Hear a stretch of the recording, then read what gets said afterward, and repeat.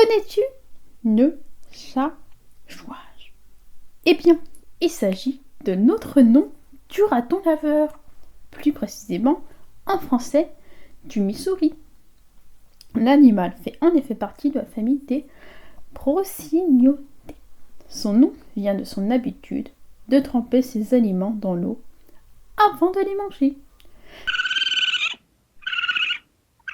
Adulte, le raton laveur mesure 80 cm en moyenne et jusqu'à 105 cm. Les mâles sont généralement plus grands que les femelles. Si le raton laveur pèse généralement entre 4 kg et 9 kg, le record établi a été de 28 kg. Ah oui, ça fait une sacrée différence. Si quelques individus blancs ont été observés, l'albinisme demeure très rare. Les pattes du raton laveur lui permettent de deviner, rien qu'au toucher, si un aliment est comestible ou non. En ville, on peut recenser jusqu'à 100 individus par km², contre environ une vingtaine d'individus maximum par km² sur des terres cultivées. C'est en 1930 que le raton laveur est introduit en Union soviétique et en Allemagne. De nombreux individus se sont échappés des élevages pour la fourrure. En France métropolitaine, le raton laveur est issu des mascottes des soldats américains et canadiens. En effet, les individus avaient été abandonnés en 1966. Mais l'animal est considéré comme une menace pour la biodiversité et a même été classé comme espèce invasive. D'ailleurs, en Europe, il est considéré depuis 2016 comme une espèce exotique envahissante, préoccupante. Il ne peut donc pas être élevé, transporté, commercialisé et encore moins libéré dans la nature. Le raton laveur vit dans des arbres creux, des souches, des cavernes, des terriers de marmottes, voire même des granges. Et il n'est pas rare qu'il change d'abri. Il se réfugie dans son gîte vers mi-octobre. Et il passe l'hiver, ne se réveillant que de temps en temps.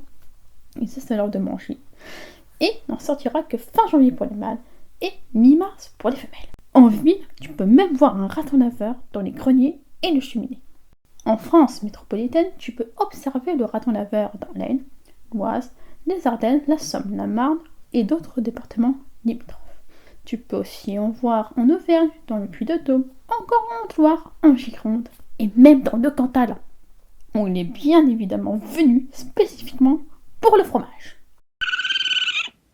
Le laveur se nourrit d'invertébrés, mais il mange aussi des petits animaux aquatiques, comme des moules, des écrevisses, des poissons, des grenouilles.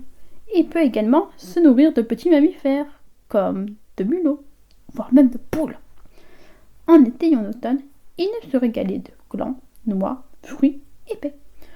Enfin, en ville, il n'est pas rare qu'il fouille dans les poubelles. Selon une croyance populaire, le raton laveur lave sa nourriture avant de la consommer. Cependant, la réalité penche plutôt vers le fait qu'il se nourrit souvent d'animaux aquatiques et frotte donc sa nourriture entre ses mains. Cependant, l'utilité de ce geste fait débat. Le raton laveur se reproduit entre janvier et mars. Les femelles ont une seule portée par an et peuvent avoir des bébés dès l'âge d'1 an. Le mâle, lui, ne se reproduit qu'à partir de 2 ans. Mais il est polygame, contrairement à la femelle, qui est monogame. La gestation dure une soixantaine de jours, soit 2 mois environ. Une portée peut comprendre entre 1 et 7, voire même jusqu'à 9 petits. Ces derniers naissent généralement en avril ou en mai. Mais seules les femelles s'occupent des petits, et ces derniers sont sevrés à l'âge de 4 mois. D'ailleurs, le cri du raton laveur, enfin plutôt du bébé raton laveur, ressemble beaucoup à un pépiment d'oiseau. Les petits passent généralement leur premier hiver avec leur maman. Le nom anglais du raton laveur, raccoon, vient de acaroun en algonquin. Cela signifie « il gratte avec ses mains ». Le mot raton aurait ainsi été formé en analogie. Les Acadiens le surnomment marchouette et les Acadiens kaoui ou chaoui, je ne sais pas comment on prononce. Ces noms sont empruntés aux langues amérindiennes. Et comme nous l'avons vu tout à l'heure, le raton laveur est aussi nommé chat-chouage. Mais alors, d'où est-ce que ça vient? Eh bien, c'est lié tout simplement à chaoui ou kaoui, qui est une déformation de sauvage dans la locution du français canadien.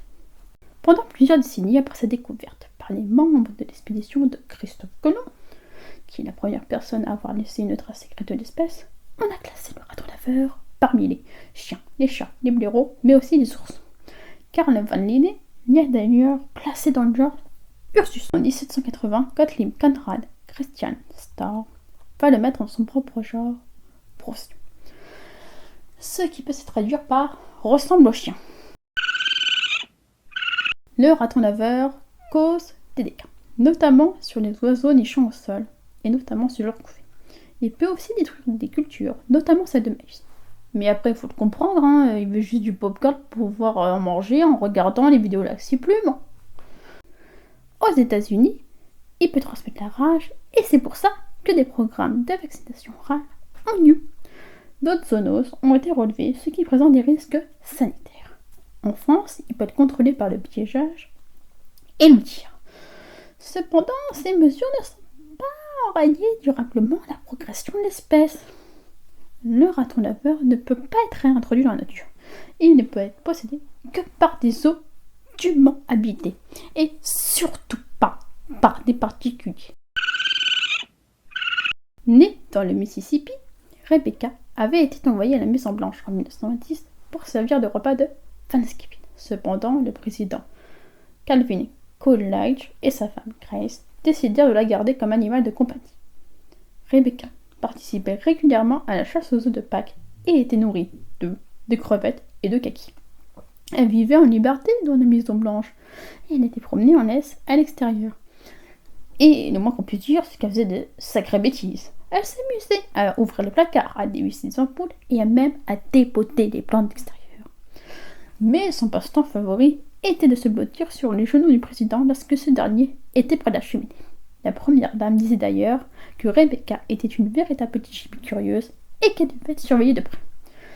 De plus, Rebecca adorait se prélasser dans une baignoire avec de l'eau et du savon.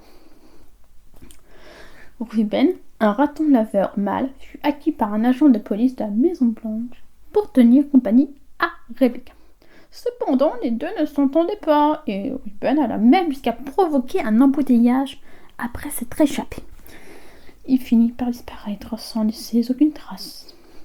Pendant les travaux de la Maison Blanche en mars 1927, Rebecca vécut temporairement dans une demeure du Dupont Circle et elle eut même l'opportunité de voyager par la suite. En 1929, Rebecca fut donnée à l'actuel zoo national de Washington DC, mais mourut peu de temps après. Par la suite, Herbert Hoover, le président suivant, adopta un opossum sauvage qu'il nomma Billy Possum. D'ailleurs, est-ce que ça te dirait une vidéo sur les animaux possédés par des présidents ou toute autre célébrité? Dis-le-moi en commentaire. C'est déjà la fin de cette vidéo. J'espère qu'elle t'aura plu, surtout que t'auras appris des choses. Sur quel animal voudrais-tu une vidéo par la suite? N'hésite pas à me le dire en commentaire. En tout cas, le raton laveur, il est vraiment trop mignon, n'est-ce pas?